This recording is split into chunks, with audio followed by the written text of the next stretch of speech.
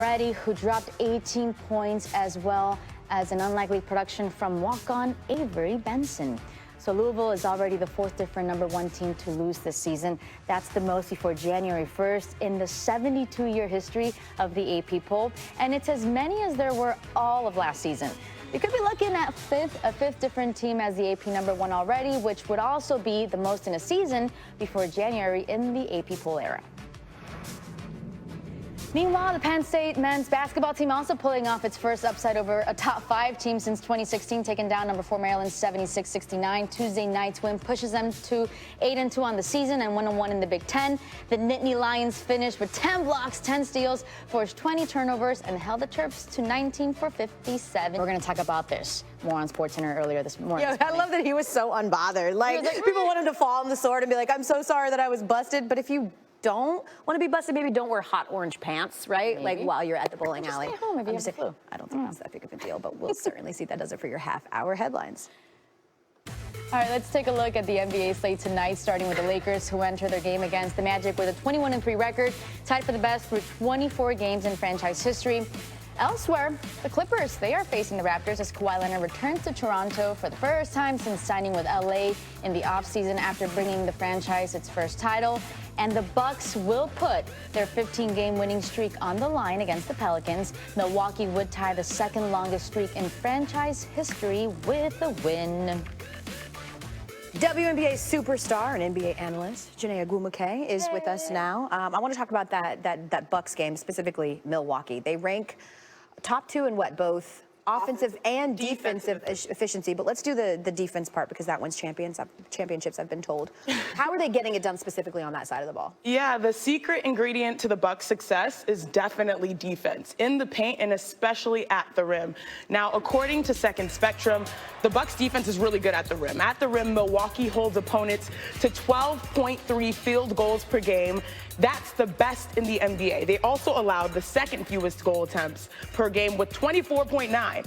Now, this is led by, of course, Giannis Antetokounmpo. He's leading the charge. Giannis has held opponents to a 33% field goal percentage at the rim during the Bucks' win streak.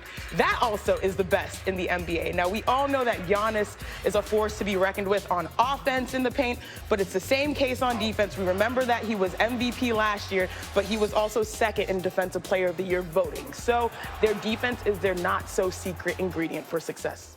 That's going to be a good one. Also a good one tonight, Clippers-Raptors. We all know that all eyes are going to be on Kawhi Leonard, his first return to Toronto. But what do you think this game is going to ultimately come down to? Of course, all eyes will be on Kawhi Leonard, rightfully so, with the tribute video and all that jazz. But I really have my eyes on 2 guys that have truly improved, Pascal Siakam and Paul George. If you look at what Pascal Siakam is doing, he's been one of those most improved candidates year to year. He went from 7 points per game to 25 points per game in 2 off seasons. This is the first time we're seeing his complete half-court ISO game unlocked. And Paul George, the off-the-dribble mid-range scorer, is shooting his best three-point percentage at 42% and also making the most threes per game of his career. These guys have really gotten it in the offseason. Paul George goes underrated with Kawhi Leonard being gone. And also, Pascal Siakam, he's really spicy P. He brings it on both ends. In transition, that's his name, spicy P.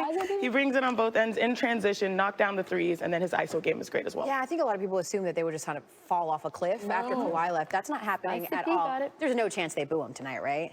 No. They're Canadians. No. They're so First ever championship. Yeah, they're so nice. And they're so nice. It wouldn't even matter if they never won. They would never do it. They're Canadians. Janae Agumake joining us here all day long to break out what's going to be a great slate. And you'll see it right away. Are they going to boo him? Probably not. Clippers and the Raptors tonight. That starts your NBA doubleheader at 7 p.m. Eastern. And then, of course, we do have Giannis and the Bucks hosting those Pelicans. Both games are on ESPN, but you can also take them with you because they're on the ESPN app. Why it wasn't just the record-breaking amount of money that got Garrett Cole to the Yankees, what else it takes to get the best pitcher in baseball in pinstripes. I'm Mina Kimes, host of the new podcast, ESPN. Northwest, find out if Carmelo Anthony be a Knickerbocker backer break. Of course, the Knicks is where he thought he would hang his hat. Instead, he moved around and got lost. Found his way to Portland, Damian Lillard. You give him any space, he'll make you feel lost. That was 28 feet right there. He's all bio-freezed out from 30 right there. Coming off the screen a minute later, For the love of Billy Ray Bates. I mean, what's he doing? Another three. You go under the screen like Dotson does, you will pay 3 times. From 27, it's Lillard again. Oh, step back. Bobby Jack! His average shots would take him to 26 feet. He was in 17 in the first quarter, 5 of 6 from 3. He finished 8 of 12 from 3. The Knicks finished 7 for 38 from 3.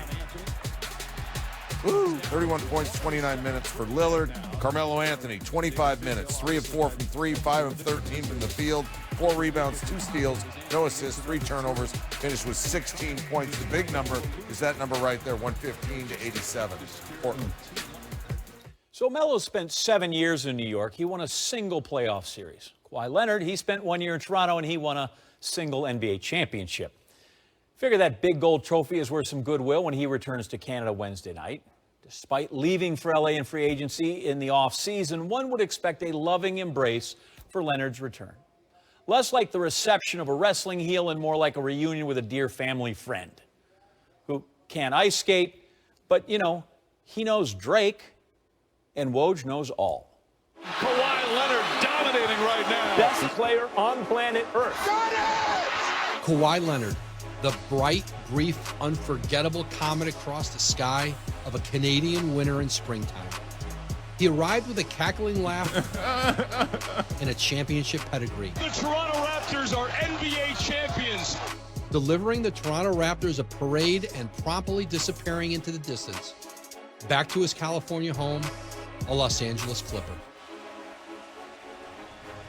Leonard left a legacy and a blueprint for contention. Raptors president Masai Ujiri hadn't only assembled an NBA champion, but a sustainable contender. He lords over a player development machine, a resourceful scouting department that mines the world for underdeveloped prospects and transforms them into overachieving NBA players. Siakam jams it down. Pascal Siakam has evolved into an MVP candidate. Marc Gasol is a master of his craft. Fred VanVleet is the heir to All-Star Kyle Lowry, the point guard who will forever live in Raptors lore. And Nick Nurse, the minor league journeyman coach, has shown himself to have major league staying power. Attack these dudes. Don't pull back. Take it at them. Even without Leonard in the lineup a season ago, the Raptors won 17 of 22 games. Kawhi will assuredly hear a rousing ovation upon his return to Toronto on Wednesday, because his is the rarest of feats. A one-and-done who raised the banner and left behind a franchise fortified for the long run. Good things happen when you play Nick Nurse basketball.